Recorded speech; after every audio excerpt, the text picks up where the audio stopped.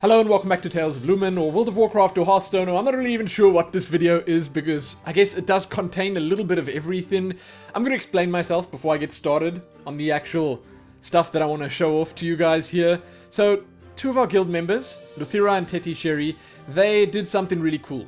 Okay, so they went out of their way to create a Tales of Lumin versus Archimonde encounter, and that's something that generally happens in World of WarCraft, but they did it for Hearthstone. So there's a boss, he's Archimonde, he's got 99 hit points, then there's our hero, which is myself, Lumin, you can see that on your screens right now, and then there are actually cards for all our regular raiders, and all of them have their own special abilities and mechanics and stuff like that. It's incredibly fun, okay, it's crazy, it's full of little references and stuff that our guildmates may get, but I don't know, some of you guys may not. If anyone outside of the guild is watching this, I'm not really even sure who this video is going out to. I'm actually making the video specifically just for the guild, for Luthira and Tetisheri, to show this off to the guild, and it's just going to be a nice surprise for them, I guess, to see what they came up with for everyone's cards. But there's a disclaimer that comes along with this.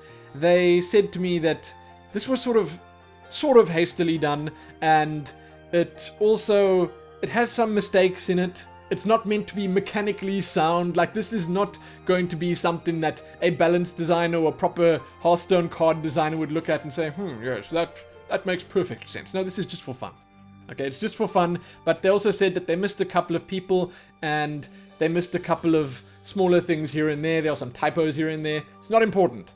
Okay, it's meant to be just for the fun of it. So we're going to go through all the cards now and I guess just have a good laugh at them, because there's some crazy stuff in here. Now we're going to start by just looking at Archimonde once again. Okay, here's the big baddie here. We fight him every single week. We kill Manroth and Archimonde as a guild group, and a lot of the references and stuff in here are because, well, we do that and certain things happen repeatedly, and those certain things, obviously, they stick with you. So there's Archimonde, and here's me, our brave and definitely glorious looking leader and hero.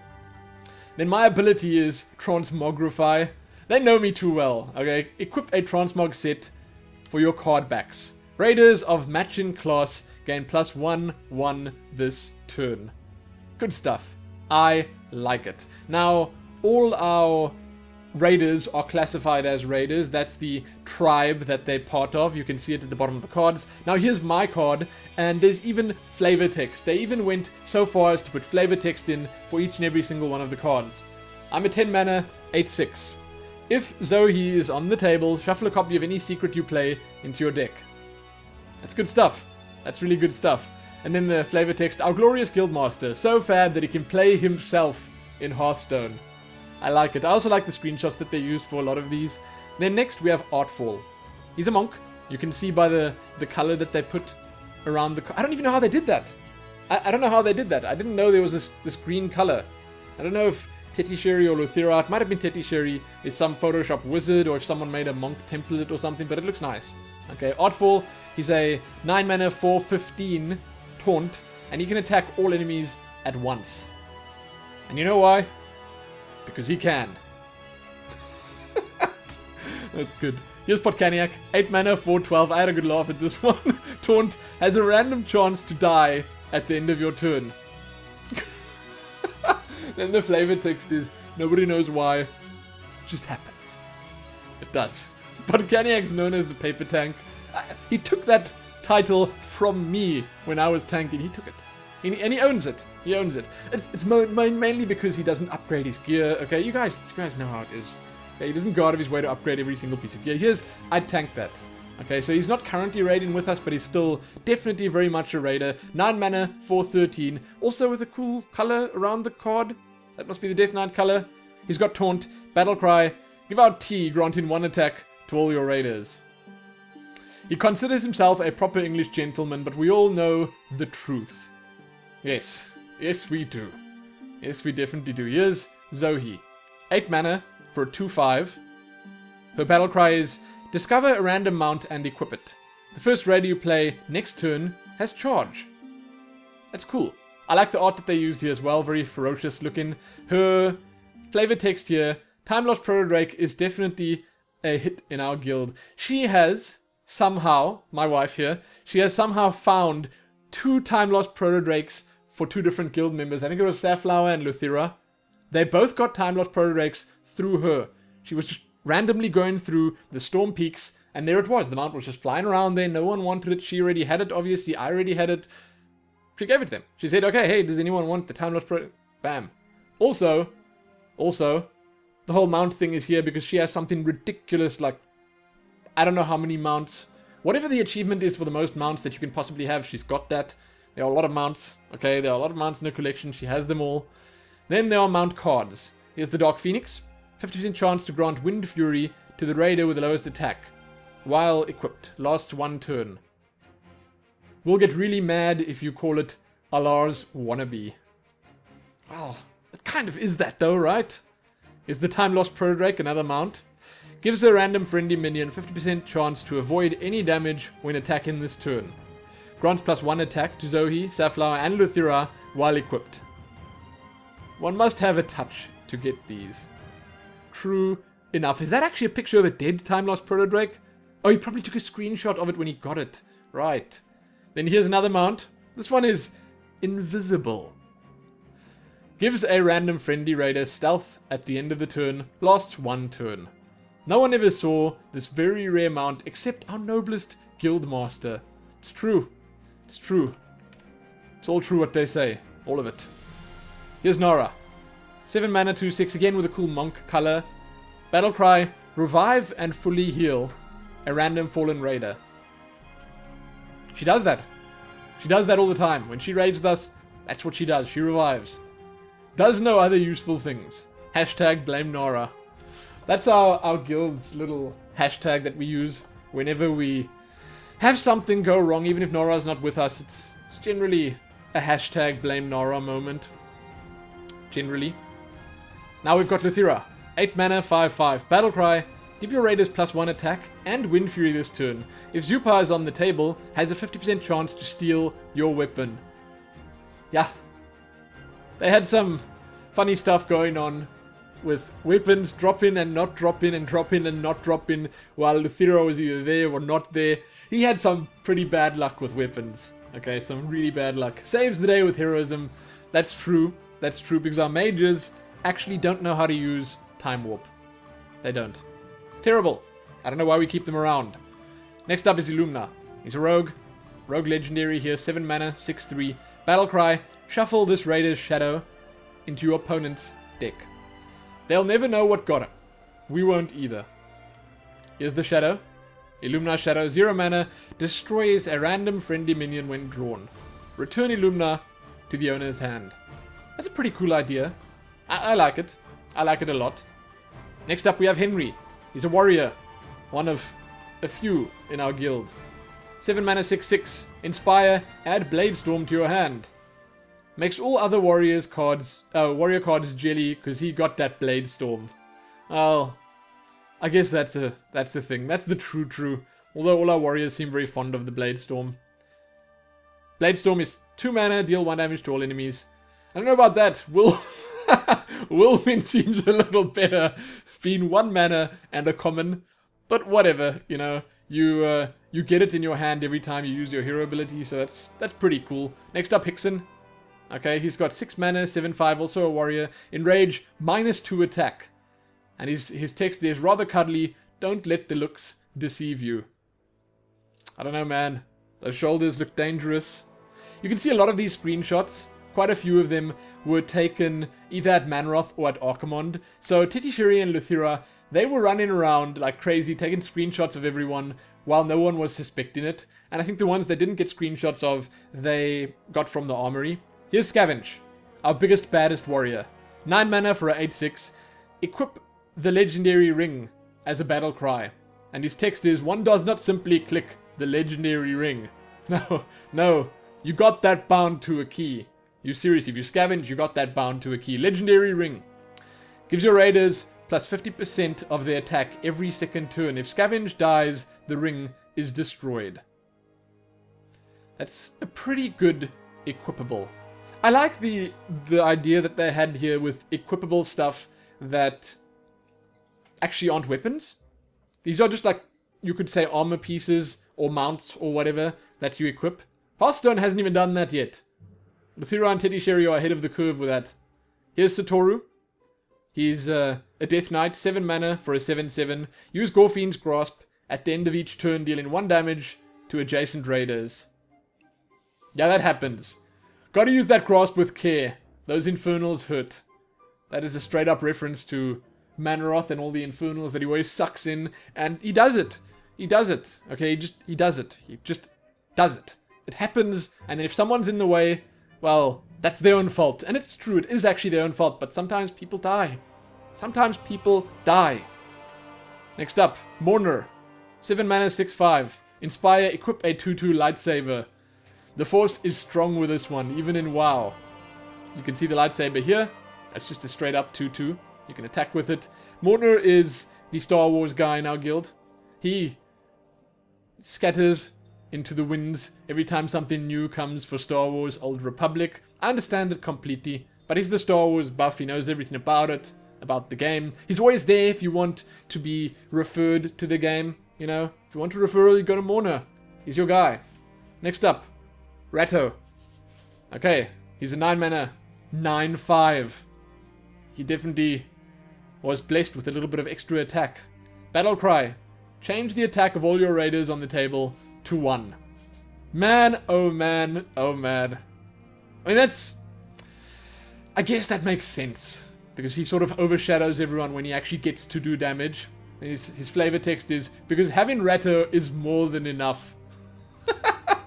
I love it. I specifically, I just love this card, because it's sort of like that whenever you invite him to the raid, because he's been healing on his Shaman recently, so whenever you invite him on his Hunter, which is actually his main, then he's unfortunately always at the top, and he steals a big chunk of DPS from everyone else. As a DPS, it's tough playing in the group with Ratto. I understand. Here's Mikai. 6 mana for a 6/4, has a 50% chance to return to your hand at the start of every turn because of a disconnect. Shame. Shame. That's all I can say. Shame. Oh, both of them rocking the nice challenge mode gun. Disconnects are due to internet problems, definitely not cowardice. It's true. But that ability, oh, it's not great. I think he should have been a little bit cheaper, priced a little cheaper because of that ability. It's like, he's like a really bad Nat Pagel. Instead of fishing, he just returns himself to your hand. This is just, I don't know about it. 7 mana, 5/4. This is moving. He's another hunter.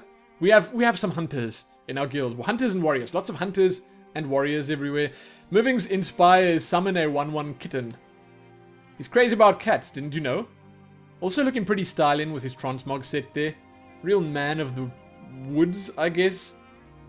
Inspired by nature, to be sure. Here's the kitten. 0 mana for 1/1.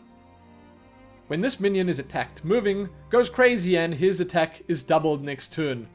So he's going to have a lot of attack after a couple of kittens have died. Man, that's cruel. That sounds really cruel. Next up, our one and only Warlock, currently at least. This is Toppy. I don't know how to pronounce it other than just saying Toppy. There's a little stripe through the O. I don't know if it's Toppy, maybe. 7 mana for a 5/3. If you control at least 4 raiders, summon a random one at the end of each turn. Everyone knows the reason why we keep Warlock, right? Yes. Everyone in our guild knows the reason we keep Toppy around. Not because of his damage or his glowing personality. It's because he's a Warlock and he can make a summon in stone when we need it. I'm sorry, Toppy. Cold hard truth. That's what it's all about. I'm sorry. Next is Woowa. 7 mana for a 4/2. Ah, he's pretty small, isn't he? And he's looking very angry in his screenshot there. Grants 50% base attack after each time this raider attacks. Oh, I see. Okay, so that'll stack up really quickly. Always make sure to use his own portals. You'll see where that comes from in just a moment. Okay, so he's one of our mages. Here's another one of our mages. We also have 3 mages. 6 mana for a 5/2. This is Tetisheri. If the Eye of Anzu is on the table, at the end of the turn, all raiders die. That is so grim. But that's actually something that's happened quite a lot. Tetisheri is well known for all sorts of shenanigans on Iskar, which is the boss that has the Eye of Anzu in it. Then the flavor text is, if there's no Eye of Anzu, always finds another way to kill the raid group. She has a knack for that. Okay, she does. Here's the Eye of Anzu. Your raiders can't be targeted by spells. If not removed in 3 turns, deals 1 damage to all the raiders at the end of each turn. That'll suck. After a couple of turns, that'll start adding up. Here's our final mage, Safflower. 7 mana for a 6/2, Death Rattle, put Ancient Dalaran Portal in play. The reason why none of us ever buys a portal to Dalaran, ever. Safflower. Straight up. That is the reason. Here's the portal itself. This is Ancient Dalaran Portal. 3 mana, it's a secret. Whenever your hero is attacked, send everyone to Ancient Dalaran. All minions have a 50% chance of being destroyed. Now, for those that don't get this, the Ancient Dalaran Portal sends you to the Dalaran Crater, which pretty much kills you. If you don't have an immunity like a bubble you can pop, or ice block, or slow fall or something, you drop to your death, and that's that. And Safflower is a master at making people forget that that portal exists, and he makes it. People want to go to Dalaran, they click the portal, bad things happen. This is Saff's special, making it as troublesome as Saff's portals. Finally, we have Zupa. 10 mana for a 10/3. He's a priest. While this raider is on the table, you know all the cards in your opponent's hands, in their deck, the drawing order, and all the plays they will make. Wow. We all know that Zupa is a Dreadlord and worships the Burning Legion. This is why we punish him by making him suffer and never watching any guides. It's true. I hate to say it and I hate to admit it, but we all just arrive at our raid, and I'm going to do that this evening with Blackrock Foundry Mythic. We all just arrive, and then we have Zupa explain everything to us, because he knows every single strat, every single tactic, every single mechanic on every single boss in this game. And if something goes wrong, if something happens, if one person steps out of line, he knows. He may not say it. He may not say it at the time. He may not, like, point out who it was, but he will know who did it. He knows. He always knows. And that's the end of it. That's a brilliant card, by the way. Of all of them, this is probably the most accurate of the lot. A lot of them were pretty accurate, pretty spot on, but that was great. So there you go. That's Tales of Lumin versus Archimonde.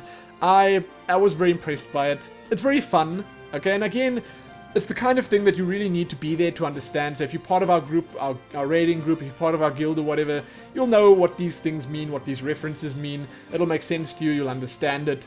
It's cool. So big thanks, huge thanks to Tetisheri and Luthira for doing it. Maybe this will be a thing. Okay, maybe at some point they'll make proper like high-res versions, keep them updated, like have the guild, Tales of Lumin guild deck up and running all the time for everyone to see. I don't know. Maybe it won't. Perhaps it'll be updated for Legion again at some point, but it's really cool that they decided to do it. I hope you guys enjoyed it.